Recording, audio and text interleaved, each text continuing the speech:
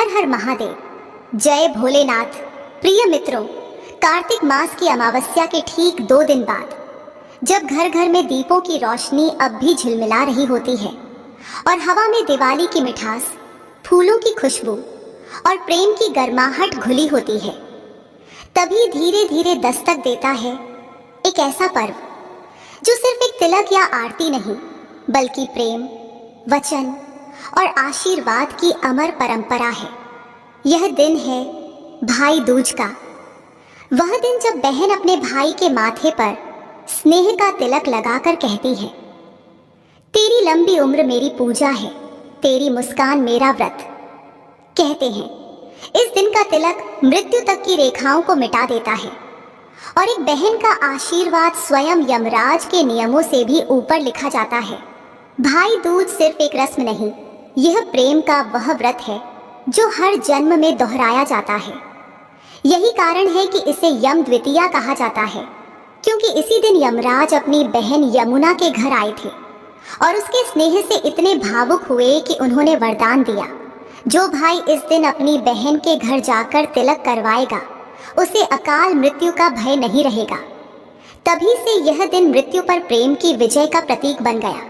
लेकिन क्या आपने कभी सोचा है, इस दिन बहनें अपने भाइयों को श्रीफल यानी नारियल क्यों देती हैं? इस एक प्रतीक में आखिर क्या रहस्य छिपा है? और क्यों कहा जाता है कि अगर कोई बहन राखी के दिन अपने भाई को राखी न बांध सके तो उसकी कमी भाई दूज पर पूरी हो जाती है? देश के अलग अलग हिस्सों में इस पर्व को भाई तीज के नाम से भी जाना जाता है, पर चाहे नाम कोई भी हो, भावना वही है, स्नेह, समर्पण और सुरक्षा की। यह पर्व केवल बहन के तिलक या भाई के उपहार का नहीं, बल्कि उस अमर वचन का उत्सव है जो कहता है, तू जहां भी रहेगा मेरा आशीर्वाद तेरे साथ रहेगा। आज हम आपको सुनाने जा रहे हैं भाई दूज से जुड़ी 3 अनमोल कथाएं। वे कथाएं जो बताती हैं कि कैसे एक बहन का स्नेह मृत्यु के भय को भी हरा देता है, कैसे प्रेम हर विपत्ति को पीछे छोड़ देता है और कैसे एक बहन के आंसुओं ने यमराज का हृदय भी पिघला दिया। तो आइए इस भाई दूज पर हम सुनते हैं इस पवित्र पर्व की एक ऐसी मार्मिक कथा जो हमें याद दिलाती है कि सच्चा प्रेम न कभी मिटता है, न कभी हारता है, वह तो अमर होता है। एक समय की बात है, एक छोटे से गांव में एक वृद्धा माँ अपने इकलौते बेटे के साथ रहती थी। उसका एकमात्र सहारा वही बेटा था और एक बेटी भी थी जिसकी शादी पास के गांव में हो चुकी थी। भाई दूज का दिन आया, पूरे गांव में रौनक थी। बहनें अपने भाइयों के आने की राह देख रही थी। उसी सुबह बेटे ने माँ से कहा, माँ, आज भाई दूज है, मैं भी अपनी बहन के घर तिलक करवाने जाऊंगा। माँ ने थोड़ा चिंतित होकर कहा, बेटा मत जाओ, तेरी बहन का स्वभाव बड़ा तुनक मिजाज है, हर बात पर झगड़ पड़ती है, कहीं बेवजह कलह न हो जाए। लेकिन बेटे ने मुस्कुराते हुए माँ का हाथ थाम लिया और बोला, माँ, अगर बहन रूठ भी जाए तो मनाना मेरा फर्ज है। आखिर आज का दिन तो भाई बहन के प्रेम को मनाने का है, न कि छोड़ देने का। इतना कहकर वह माँ के आशीर्वाद लेकर अपनी बहन के घर की ओर चल पड़ा, बिना यह जाने कि उस दिन की यह यात्रा उसके जीवन की दिशा ही बदल देगी। रास्ते में उसे एक नदी मिली। नदी ने गर्जन करते हुए कहा, मैं तेरा काल हूँ, तुझे डुबो दूंगी। भाई ने धैर्यपूर्वक उत्तर दिया, मुझे अपनी बहन से मिलकर आने दो, लौटते समय तुम मुझे डुबो लेना। नदी उसकी दृढ़ता देखकर रास्ता देने लगी। थोड़ी दूर आगे बढ़ते ही उसे एक सर्प मिला। सर्प ने कहा, मैं तुझे डस लूंगा। भाई ने शांत भाव से कहा, पहले मुझे अपनी बहन से मिलकर तिलक लगवा लेने दो, फिर लौटते समय मुझे डस लेना। सर्प ने भी उसका मार्ग छोड़ दिया। आगे बढ़ते हुए वह जंगल में एक शेर के सामने आया। शेर ने दहाड़ते हुए कहा, मैं तुझे खा जाऊंगा। भाई ने वही उत्तर दिया, पहले मैं अपनी बहन से मिलकर तिलक लगवा लूं, फिर लौटते समय तुम मुझे खा लेना। शेर ने भी उसे छोड़ दिया। अंततः वह अपने बहन के घर पहुंचा और आवाज लगाई, देख बहन, 7 कोस दूर से तेरा भाई तिलक कराने आया है। बहन उस समय सूत काट रही थी। तभी सूत टूट गया। कहा जाता है कि यदि सूत टूट जाए तो बहन तब तक बोल नहीं सकती जब तक सूत पुनः जुड़ न जाए। भाई ने कई बार आवाज दी लेकिन बहन उत्तर नहीं दे रही थी। वह सोचने लगा, माँ सही कहती थी, बहन अब मुझसे बात नहीं करना चाहती। वह वापस लौटने ही वाला था कि उस समय सूत जुड़ गया। बहन दौड़कर आई और बोली, भैया मैं सूत टूटने के कारण बोल नहीं पा रही थी। बहन ने भाई को घर में ले जाकर सम्मान पूर्वक बैठाया। उसने अपनी सहेली पड़ोसन से पूछा, प्रिय अतिथि आए तो क्या करना चाहिए? पड़ोसन ने मजाक में कहा, तेल से चौका लगाना और घी में चावल पकाना। भोली बहन ने वही किया, लेकिन न चौका सूख रहा था न चावल पक रहे थे। भूखे भाई ने कहा, बहन खाना परोस दो। बहन बोली, भैया चौका सूखता नहीं और चावल पकते नहीं। भाई मुस्कुराए और बोले, अरे मेरी भोली बहन, कभी तेल का चौका सूखता है क्या और कभी घी में चावल पकते हैं क्या? पानी का चौका लगा और पानी में चावल चढ़ा। बहन ने वैसा ही किया, चौका सूख गया और चावल पक गए। उसने प्रेम से भाई को भोजन कराया और तिलक किया। कुछ दिन बाद भाई बोला, अब मैं घर लौटता हूँ, माँ अकेली है। अगले दिन सुबह बहन ने गेहूं पीसकर लड्डू बनाए। कुछ लड्डू भाई के लिए बांधे, कुछ बच्चों के लिए रखे। भाई अपने घर चला गया। जब बच्चे उठे और माँ से खाने को मांगा तो माँ ने वही लड्डू दे दिए, लेकिन देखा तो लड्डू हरे हो गए थे। चक्की में झांका तो पता चला कि गेहूं के साथ एक सर्प भी पिस गया था। माँ ने लड्डू फेंक दिए और भाई के पीछे भागी। रास्ते में एक पेड़ के नीचे उसका भाई बैठा होता है। उसे देखकर भाई बोला, क्या हुआ बहन? तब बहन पूछती है, मैंने तुम्हें जो लड्डू बांध कर दिए थे वह कहाँ हैं? भाई ने कहा, बहन तेरे लड्डू मैंने अभी नहीं खाए हैं, पेड़ पर टंगे हैं। लो, वह पेड़ से लड्डू उतारती है और वहीं गड्ढा खोदकर लड्डुओं को गाड़ देती है। तत्पश्चात अपने भाई को सारी बात बताती है। भाई बोला, बहन तूने एक बार तो मुझे मौत से बचा लिया, लेकिन मैं पीछे कईयों को वचन देकर आया हूँ। बहन ने कहा, भाई तुम क्या कह रहे हो? मुझे कुछ समझ में नहीं आ रहा है। तब भाई अपनी बहन को सारी बात बताता है। वे दोनों बैठकर वहां बात कर ही रहे होते हैं कि बहन भाई से पानी मांगती है। भाई बोला, थोड़ी दूर एक तालाब है, वहां से मैं अभी पानी लेकर आता हूँ। बहन बोली, मैं खुद जाती हूँ और पानी पीकर वापस आती हूँ। वह पानी पीने तालाब पर पहुंचती है तो देखती है कि वहां एक बुढ़िया बैठी है। वह उसके पास जाकर पूछती है, माँ तुम यहाँ क्यों बैठी हो? तब वह बुढ़िया बोलती है, मैं विधाता हूँ, एक बहन के भाई की तांत गाड़ रही हूँ। तब वह पूछती है, माता वह कौन सा भाई है? तब विधाता बोलती है, एक भाई जिसके प्यार में उसकी बहन ने सर्प की हत्या कर दी। बहन सोचती है, यह तो मेरा ही भाई है। वह घबरा जाती है और विधाता से पूछती है, हे माता, उस भाई को इस श्राप से बचाने के लिए क्या करना होगा?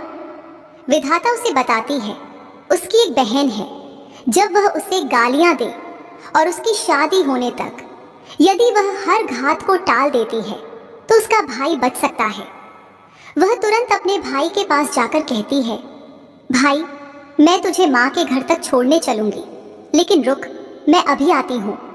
और वह शेर के लिए मांस, सर्प के लिए दूध और नदी के लिए उड़नी लाती है। दोनों भाई बहन आगे बढ़ते हैं। रास्ते में उन्हें पहले शेर मिलता है। जैसे ही वह भाई को खाने के लिए आगे बढ़ता है, बहन उसके आगे मांस का टुकड़ा डाल देती है। शेर मांस के टुकड़े को खाने में लग जाता है और दोनों भाई बहन आगे बढ़ते हैं। कुछ दूर जाने के बाद उन्हें वह सर्प मिलता है और जैसे ही सर्प उसे डसने के लिए आगे आता है, बहन सर्प के आगे दूध का प्याला रख देती है। सर्प दूध पीने लगता है और वह दोनों अब आगे चलने लगते हैं। रास्ते में उन्हें नदी मिलती है जो भाई को डुबाने को तैयार होती है, पर बहन नदी को ओढ़नी ओढ़ा देती है। तत्पश्चात खुश होकर नदी रास्ता दे देती है। अब वह दोनों भाई बहन आगे बढ़ते हैं और अपने घर पहुंच जाते हैं। बेटी को देखकर माँ खुश हो जाती है, पर बहन उसी समय भाई को गाली देने लगती है। तब माँ बेटे से कहती है, इस झगड़ालू बहन को क्यों ले आया? तब भाई बोलता है, माँ बहन तो बहुत अच्छी थी, पर पता नहीं इसे आते ही क्या हो गया। थोड़े दिनों में भाई का रिश्ता आता है। तब सब कहते हैं, बहन पागल तो है पर भाग्यवान है। पर जब ससुराल वाले सगाई के लिए मिठाई लाते हैं तो बहन कहती है, इसकी मिठाई क्यों बांटते हो, पहले मेरी मिठाई बांटो। कई बड़े बुजुर्ग बोले, इसे भी भाई के साथ बैठा दो। सगाई शुरू होती है और वहां आग लग जाती है। बहन को पता था कि उसके भाई का घात है, उसने तुरंत ही वह आग बुझा दी। अब कुछ दिनों बाद शादी के कार्यक्रम शुरू होते हैं, परंतु बहन हर समय भाई के साथ रहती थी। जब भाई की निकासी होने लगी तब बहन बोली, अरे इसकी निकासी क्यों करते हो, पहले मेरी निकासी करो और इसे पीछे के दरवाजे से लेकर जाओ। बहन के इतना बोलते ही आगे का दरवाजा टूटकर गिर जाता है। सब कहते हैं, भले ही बहन झगड़ालू है पर बार बार भाई की जान बचा रही है। जब भाई फेरों में बैठता है तो फिर बहन कहती है, इसकी जगह मैं फेरों में बैठूंगी। शादी के बाद जब दूल्हा दुल्हन की रात जागती है तो बहन कहती है, इसकी नहीं, पहले मेरी रात जगाओ। कई लोग बोले, बीच में पर्दा लगाकर इसे भी साथ में सुला दो। रात में जब भाई और भाभी सो जाते हैं तब वहां एक सर्प आता। बहन तो तैयारी में ही बैठी थी, वह उसे पकड़कर टोकरी में रखकर सो जाती है। आज वह कई दिनों में निश्चिंत होकर आराम से सोती है। इधर उसकी माँ सोचती है, बेटी के उठने से पहले ही मेहमानों को विदा कर देती हूँ, वरना फिर शोर मचाएगी। जब बेटी उठकर देखती है तो घर में कोई नहीं दिखता। तब वह माँ से पूछती है, माँ सब मेहमान कहाँ चले गए। तब माँ के कहती है, बेटी मैंने तो सब मेहमानों को विदा कर दिया है। तब बेटी बोलती है, माँ सब मेहमानों को वापस बुलाओ, तभी मैं विदा होंगी। उसके कहने के अनुसार माँ सभी मेहमानों को वापस बुलाती है। तब वह माँ से कहती है, माँ आज के दिन के लिए ही मैंने पालने में पूत और चूल्हे पर दूध छोड़ा था और पागल हो गई थी। मेरे इस भाई पर 7 घात थे, वह टालने के लिए मैं ऐसा कर रही थी। उसकी यह बात सुनकर माँ और भाई बहुत खुश हो जाते हैं और सबसे पहले अपनी बेटी को विदा करते हैं और उसके बाद सभी मेहमानों को विदा करते हैं। इस दिन के बाद से ही हर बहन अपने भाई की लंबी उम्र की कामना से भाई दूज का त्योहार मनाने लगी। इस दिन बहन भाई का तिलक करती हैं और इस कथा को सुनती हैं। बोलिए श्री राधा कृष्ण भगवान की जय, बोलिए यमुना माता की जय। कहते हैं कि बहन के प्रेम और तिलक की शक्ति से भाई को न नदी ने डुबोया, न सर्प ने डसा, न शेर ने खाया। बहन का प्रेम तीनों कालों से भी बड़ा साबित हुआ।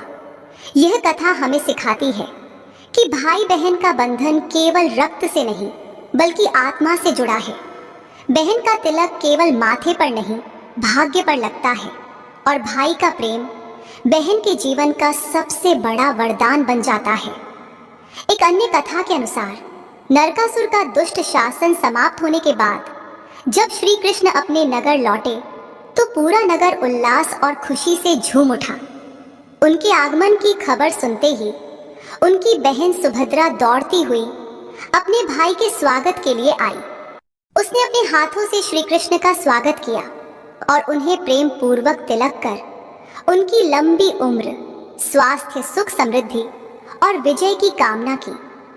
सुभद्रा ने अपने भाई के सम्मान में पूरे घर को सजाया, विशेष पकवान बनाए और परिवार तथा मित्रों को आमंत्रित किया।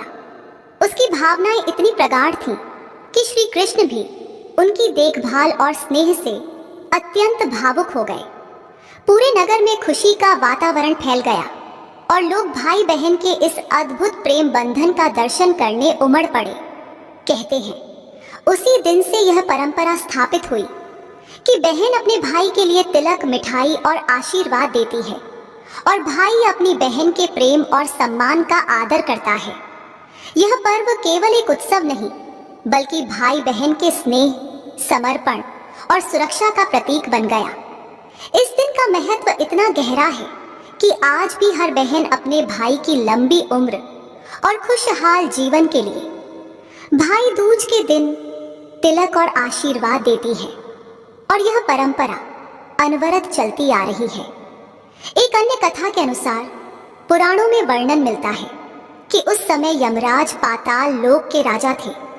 वे अपने न्यायप्रिय स्वभाव के लिए जाने जाते थे, परंतु बहन यमुना से वर्षों से नहीं मिले थे। यमुना देवी प्रतिदिन अपने भाई की प्रतीक्षा करती थी, परंतु यमराज अपने कर्मों और दायित्वों में इतने व्यस्त रहते कि मिलने का समय न निकाल पाते।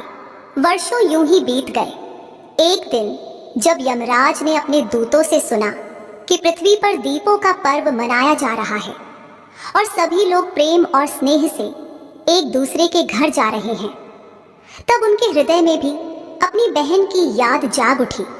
उन्होंने निश्चय किया कि आज वे किसी भी परिस्थिति में अपनी बहन यमुना के घर अवश्य जाएंगे। यमराज जब स्वर्ग से निकले तो उनके साथ यमदूत भी थे। मार्ग में उन्होंने दिव्य पुष्प तोड़े, सुगंधित माला ली और कुछ उपहार भी तैयार किए। जब वे यमुना के द्वार पर पहुंचे तो यमुना ने अपने भाई को देखा और उनकी आंखों में वर्षों की प्रतीक्षा का सागर उमड़ पड़ा।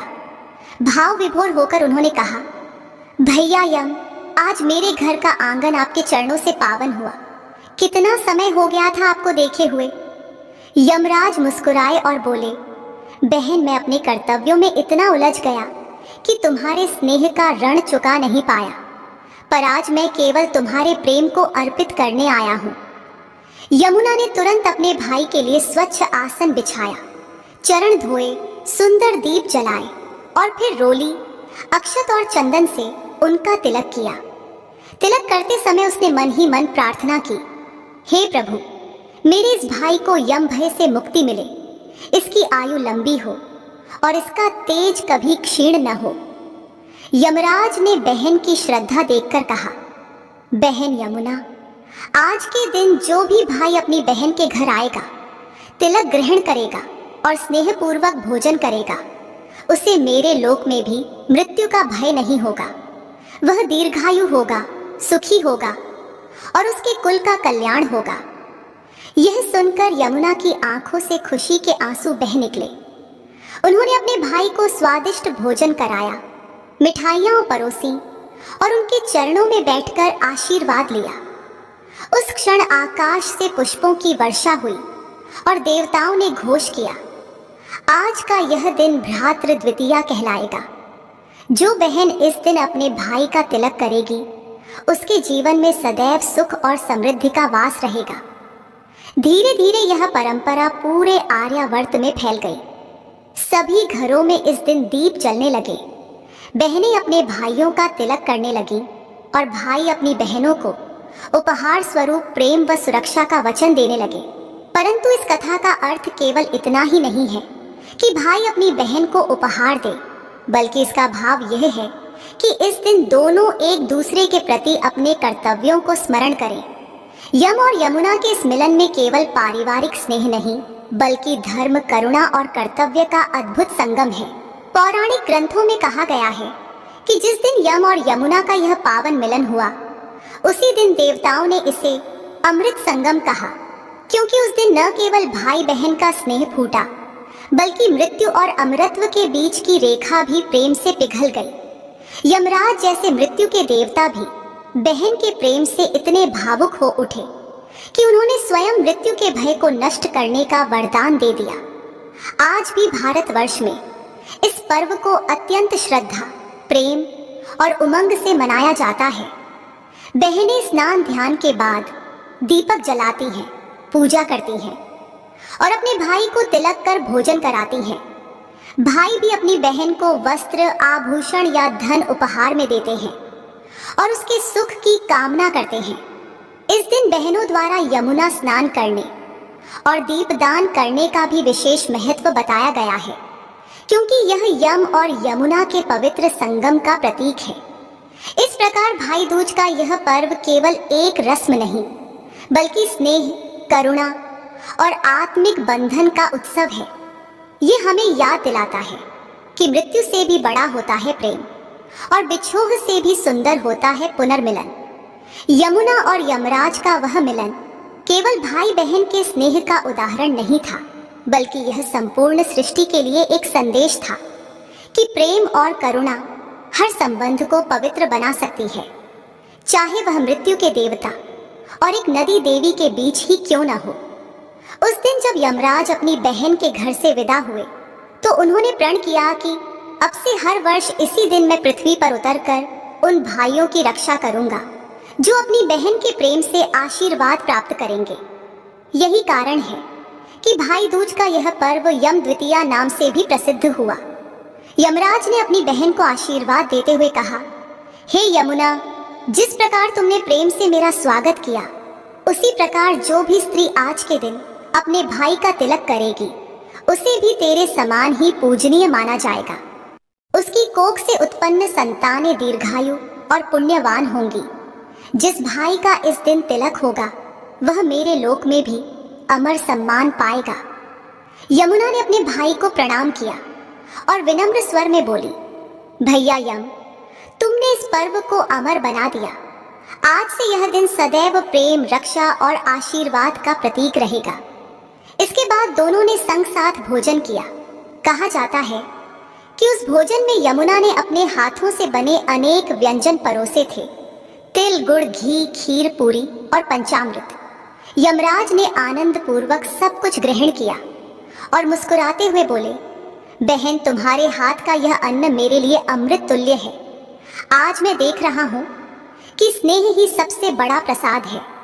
वह क्षण इतना दिव्य था कि आकाश में देवताओं ने पुष्पों की वर्षा की, अप्सराएं गान करने लगी और गंधर्वों ने वीणा बजाकर भ्रातृ द्वितीया की महिमा का गान किया। कहते हैं उस दिन यमराज अपने लोक लौटते समय बोले, जो भाई इस दिन अपनी बहन के घर जाकर तिलक और आतिथ्य ग्रहण करेगा वह यम भय से मुक्त रहेगा। उसके जीवन में किसी प्रकार का अकाल मरण नहीं होगा। यह वचन आज भी उतना ही सत्य है जितना उस दिन था, क्योंकि यह केवल आशीर्वाद नहीं बल्कि स्नेह का संकल्प था। समय बीतता गया, युग बदले, पर भाई दूज का यह पर्व हर काल में उतनी ही श्रद्धा से मनाया जाता रहा। सतयुग में देवता इसे अमृत पर्व के नाम से मनाते थे। त्रेता में श्री राम ने लंका विजय के बाद माता कौशल्या और अपने भाइयों के संग अयोध्या लौटने के 5वें दिन इसी तिथि को माता और भाइयों का तिलक प्राप्त किया था।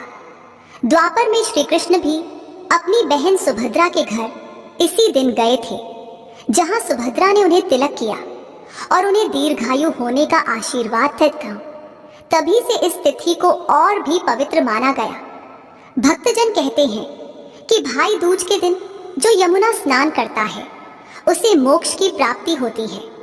यदि कोई भाई अपनी बहन के घर नहीं जा सकता तो वह घर पर ही दिशा के रूप में यमुना की ओर मुख करके बहन का स्मरण करे, दीप जलाए और अपने हृदय से बहन के मंगल की कामना करे। वहीं बहनें भी उस समय अपने भाइयों की रक्षा के लिए यमराज और यमुना का ध्यान करती हैं और कहती हैं, हे यमराज, जिस प्रकार आपने अपनी बहन यमुना को वचन दिया उसी प्रकार मेरे भाई को भी दीर्घायु और सुखी जीवन का वरदान दीजिए। भाई दूज के दिन कई स्थानों पर यम दिया जलाने की परंपरा भी है। इसे आंगन के द्वार पर या किसी नदी तट पर जलाया जाता है। मान्यता है कि यह दीप यमराज के मार्ग को आलोकित करता है और परिवार के सभी सदस्यों को अकाल मृत्यु के भय से मुक्त करता है। यह दीपक केवल तेल और बाती का नहीं बल्कि बहन के प्रेम और प्रार्थना का प्रतीक होता है। जब वह दीप हवा में डगमगाता है तो ऐसा लगता है मानो बहन का हृदय अपने भाई की रक्षा के लिए प्रार्थना कर रहा हो। अब यदि हम इस पर्व के आध्यात्मिक अर्थ को समझें तो यह हमें सिखाता है कि संसार में सबसे पवित्र बंधन वही है जिसमें कोई स्वार्थ नहीं होता। भाई दूज केवल तिलक और उपहार का दिन नहीं बल्कि आत्मीयता और करुणा का उत्सव है। यह पर्व कहता है कि संबंध तब तक जीवित रहते हैं जब तक उनमें भावनाएं जीवित रहती हैं। जिस घर में बहन अपने भाई का तिलक करती है वहां केवल दीपक नहीं जलते, वहां स्नेह, श्रद्धा और शांति के दीप प्रज्वलित होते हैं। आधुनिक युग में भी यह पर्व हमें स्मरण कराता है कि चाहे कितनी भी दूरियां क्यों न हो, भाई बहन के रिश्ते को कभी कम नहीं होना चाहिए। जैसे यमराज ने अपने सभी दायित्वों के बावजूद अपनी बहन के प्रेम को महत्व दिया, वैसे ही हमें भी अपने पारिवारिक संबंधों को महत्व देना चाहिए। जो भाई अपनी बहन का सम्मान करता है उसके जीवन में कभी दुर्भाग्य नहीं आता, और जो बहन अपने भाई के कल्याण के लिए प्रार्थना करती है उसके जीवन में सदैव देवी लक्ष्मी का वास होता है। भाई दूज का यह पर्व हमें यह भी सिखाता है कि मृत्यु भी प्रेम के आगे नतमस्तक होती है। यमराज जो मृत्यु के स्वामी हैं, वे स्वयं बहन के प्रेम से इस कदर प्रभावित हो गए कि उन्होंने मृत्यु को मात देने का वरदान दे दिया। यही इस पर्व का दिव्य रहस्य है। प्रेम मंत्र इतनी शक्ति है कि वह मृत्यु को भी पराजित कर सकता है। अंत में जब दिन ढलता है और आकाश में दीपों की ज्योति जगमगाती है, तब ऐसा लगता है मानो यम और यमुना आज भी उस मिलन को याद कर रहे हों। यमुना का जल चमकता है जैसे वह अपने भाई के आशीर्वाद से आलोकित हो उठी हो, और हर घर में बहन जब तिलक करती है तो कहीं न कहीं यमराज मुस्कुराते हुए कहते हैं, धन्य है वह प्रेम जो युगों तक अमर रहेगा। इस प्रकार भाई दूज की यह कथा केवल पौराणिक नहीं बल्कि मानवीय और आत्मिक भी है। यह पर्व हमें प्रेम, क्षमा और करुणा की भावना सिखाता है। यह याद दिलाता है कि स्नेह का दीपक कभी न बुझे, क्योंकि वही जीवन की सच्ची रोशनी है। अब आइए जानते हैं कि भाई दूज पर नारियल गोला क्यों दिया जाता है। भाई दूज पर बहनें भाइयों को नारियल इसलिए देती हैं क्योंकि यह लंबी उम्र, अच्छे स्वास्थ्य और भाई बहन के प्रेम को बनाए रखने का प्रतीक है। यह परंपरा तैताकीय यमराज और उनकी बहन यमुना की कथा से जुड़ी है, जिसमें यमुना ने यम को नारियल भेंट किया था, और तब से ही बहनें अपने भाई की समृद्धि और लंबी आयु के लिए यह कार्य करती हैं। यमुना के वरदान के बाद भाई दूज के दिन बहनें अपने भाइयों को श्रीफल, नारियल देती हैं, जो उनके सुख, शांति और समृद्धि की कामना का प्रतीक है।